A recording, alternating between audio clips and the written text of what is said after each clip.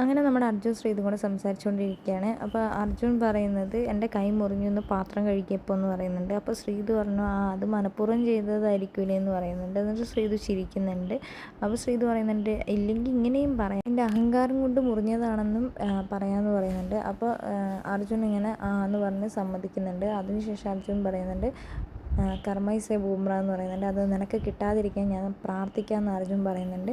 അപ്പോൾ എന്തിനാ എനിക്ക് കിട്ടണത്, ഞാൻ നിന്നോട് എന്ത് ചെയ്തിട്ടാണെന്ന് ചോദിക്കുന്നുണ്ട് Sreethu.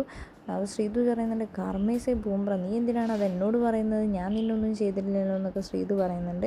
എന്താണെങ്കിൽ Malayalam big boss season 6 Arjun Sreethu കോംബോയെക്കുറിച്ച് പറയുകയാണെങ്കിൽ നല്ല രീതിയിലുള്ളൊരു കോംബോ തന്നെയാണ്. അധികം വെറുപ്പിക്കാതെ എല്ലാവരെയും പ്രേക്ഷകരെ എൻ്റർടൈൻമെൻറ്റ് ചെയ്യിപ്പിക്കാൻ അർജുനും ശ്രീതുവിനും സാധിച്ചിട്ടുണ്ട്.